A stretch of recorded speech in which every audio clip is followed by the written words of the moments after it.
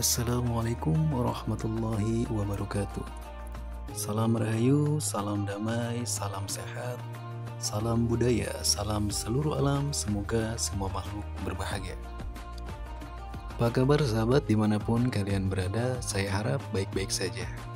Untuk kalian yang sedang sakit, saya doakan semoga cepat sembuh. Untuk yang sedang sehat, jangan lupa untuk selalu bersyukur. Menyukuri dengan hal-hal kecil dulu, maka akan ditambahkan nikmat kita. Saat ini saya sedang berada di daerah Panjalu menuju Sumur Geger. Setelah ke Sumur Geger Mas, saya akan melanjutkan yaitu berjarah ke petilasan Pangeran atau Sang Hyang Boros Ngora atau lebih dikenal dengan Syekh Haji Abdul Iman. Menurut kisah dalam Babad Panjalu, Prabu Sang Hyang Cakradewa atau ayahanda daripada Eyang Boros Ngora adalah seorang raja yang adil dan bijaksana. Di bawah pimpinannya, Panjalu menjadi sebuah kerajaan yang makmur dan disegani. Suatu ketika sang raja menyampaikan keinginannya pada hari tua nanti untuk meninggalkan singgasana dan menjadi resi atau petapa. Untuk itu sang Prabu mengangkat putra tertuanya, yaitu Sang Hyang Lembu Sampulur II, menjadi putra mahkota kerajaan. Sedangkan putra keduanya yaitu Sang Hyang Boros Ngora atau Syekh Haji Abdul Iman dipersiapkan untuk menjadi patih dan senopati kerajaan atau menjadi panglima perang. Oleh karena itu, Sang Hyang Boros Ngora pergi berkelana berguru kepada para brahmana, petapa, resi, guru, dan biku sakti di seluruh penjuru tanah Jawa.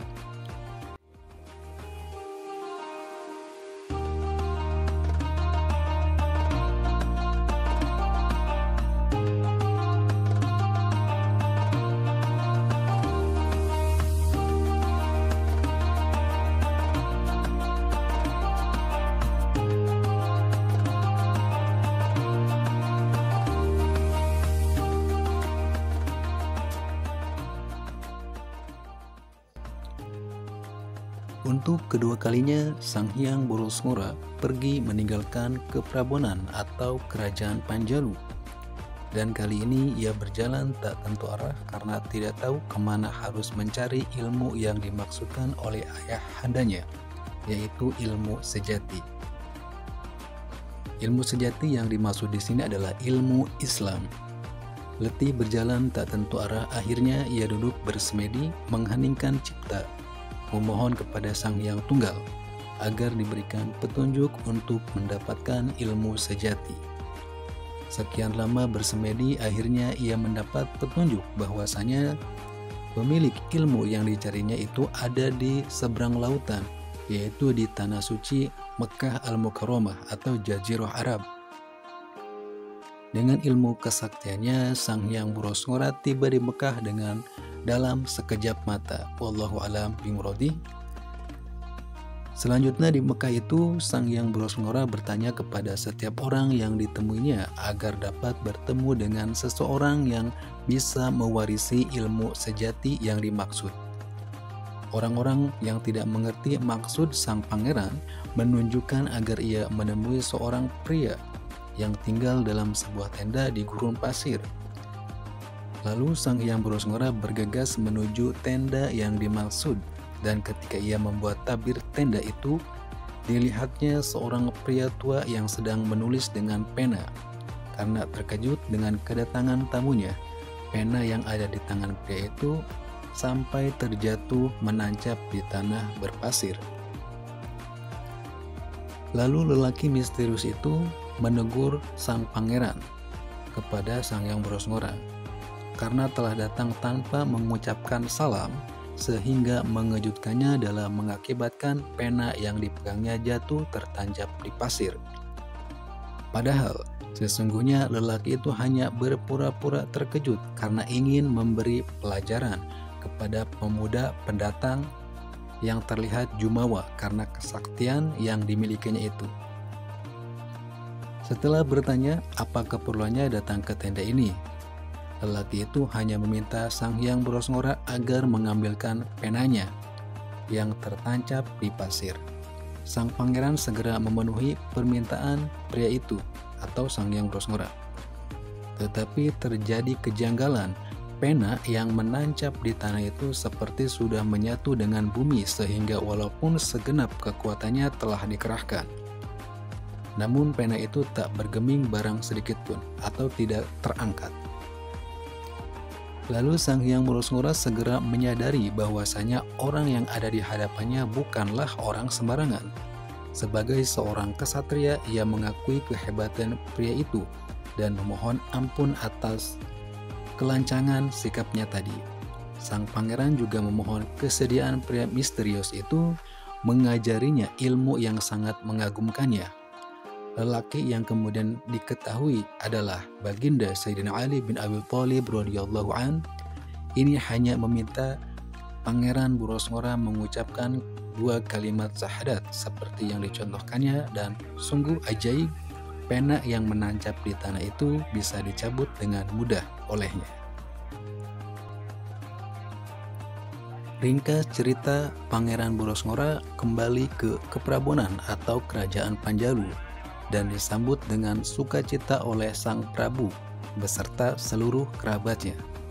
Sang Hyang Bros Ngora juga menyampaikan syiar Islam kepada seluruh kerabat istana.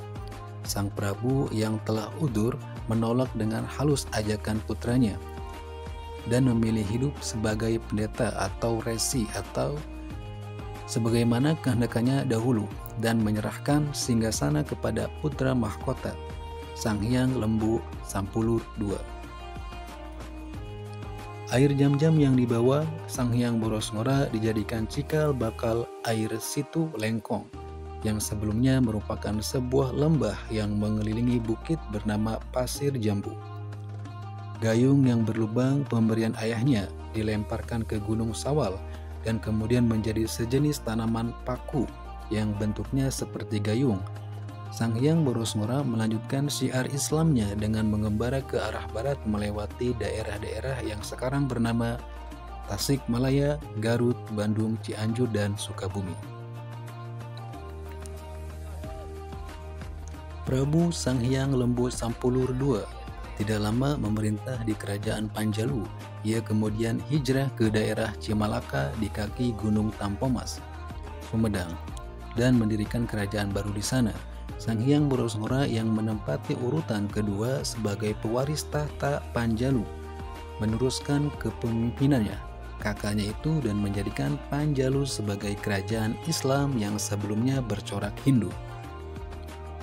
Sebagai media syiar Islam, Sang Hyang Bros Ngora mempelopori tradisi upacara adat Nyangku yang diadakan setiap Maulud Rabiul Awal, yaitu sebuah prosesi ritual penyucian pusaka-pusaka yang diterimanya dari Baginda Sayyidina Ali radhiyallahu an, yang setelah disucikan kemudian dikibarkan atau dikirapkan di hadapan kumpulan rakyatnya.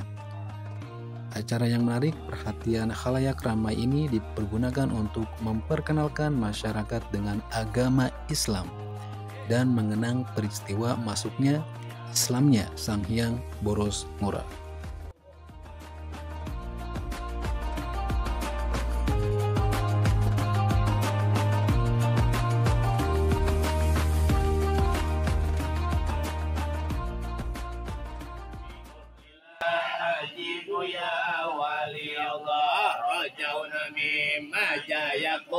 Litanu ya wali Allah illa rahmani ma yura ladaina ya wali Allah talabna was'ata rizqi halalan ya wali Allah wa ijal baiti bil haram miraran ya wali Allah wa husna bil kitabina kiraman ya wali Allah asanur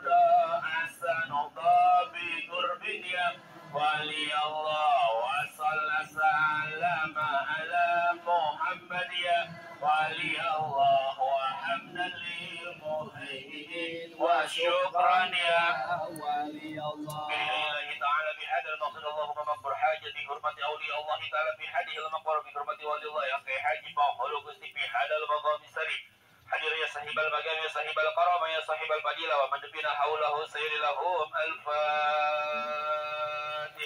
Bismillahirrahmanirrahim. Alhamdulillahi rabbil alamin arrahmanir rahim maliki yaumiddin. Iyyaka na'budu wa iyyaka nasta'in ihdinas siratal mustaqim siratal ladzina an'amta 'alaihim ghairil maghdubi 'alaihim waladdallin. Amin. Para jamaah mugi hati orang sedaya sing dipasihan ikhlas jeung redho, amin, tidak menjadi penghalang doa-doa kita kepada Gusti Allah Subhanahu wa taala. Mudah-mudahan ngagugurkeun sagala dosa-dosa khususna, ngagugurkeun sagala penyakit-penyakit anu aya di badan ya Allah, sing serat penyakit kabeh dibere jalalager, dibere sararehat, dibere waras wal afiat fi dini wa dunya wal akhirah. Amin ya Allah ya rabbal. Para jamaah sudah memasuki adzan zuhur, niatkan di hati untuk melaksanakan salat qasar dan jamaah takdim. Asar dibawa ke waktu zuhur, nanti habis dari sini sholatnya masjidnya di dekat parkir bus. Nanti kita sekalian sholat melaksanakan qasar dan jamaah takdim di masjid tersebut berjamaah. Dan juga para jamaah, pertanyaan yang mana yang di Haji Mahmud Gusti atau tang yang boros suara tah anu di tengah-tengahnya, anu di tengah-tengah anu panjang bakbarohna ageng bakbarohna tengah ieu pun yang di Haji Mahmud Gusti negeri Prabu Sakti yang boros suara sutri saya Haji Abdul Iman, satu wajah, satu bentuk, satu rupa, satu jiwa tapi 1001 nama. Mudah-mudahan datang naga ieu urang digugurkeun segala dosa-dosa urang sadayana menghadapi bulan Ramadan suci bersih sabersih-bersihna jiwa raga jeung dosa. Allah taala masihan sehat selamat fi dini wa dunya wal akhirah. Amin ya Allah ya rabbal. Bahkan para jamaah aya mengatakan Allahu a'lam bishawab baina urang teh yang boros barang masih sami nyaeta yang suka Siliwangi anu makam atau nabi makomna aya di setiap tempatan atau nabi patilasanana. Nah di dieu teh eta aya anu namina nyaeta bangunan-bangunan atau dari pemerintah ataupun juga dari dinas ya. Jadi seperti ini keadaannya dan seperti ini kondisinya dan seperti ini suasananya ya. Biasa kalau jaroh ke sini teh malam ya, berhubung ini siang jadi kita jarohnya siang. Kalau malam tidak ada penerangan apapun, gelap segelap-gelapnya, redup seredup-redupnya. Yuk ngariung bungkulung sama-sama kita sumbangkan sedekah kita untuk kebersihan juga pembangunan setempat di sini. Mudah-mudahan ala kadar sedekah kita menjadi wasilah penyelamat orang sadaya atas maut bala. Amin ya Allah ya rabbal alamin. Allahul kafi rabbunal kafi qasanal satu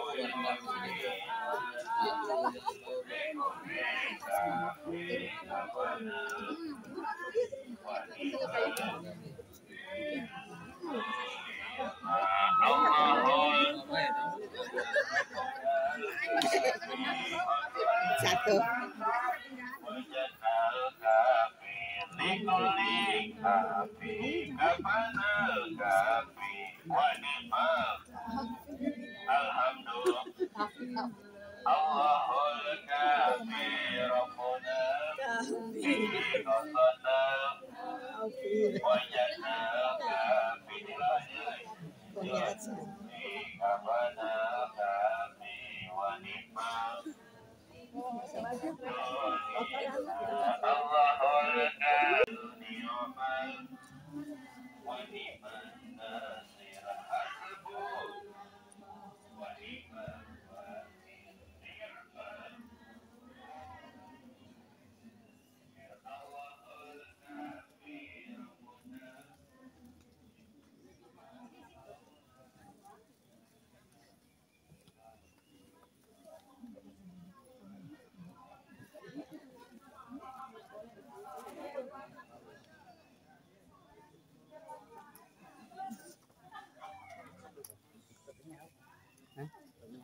nama saya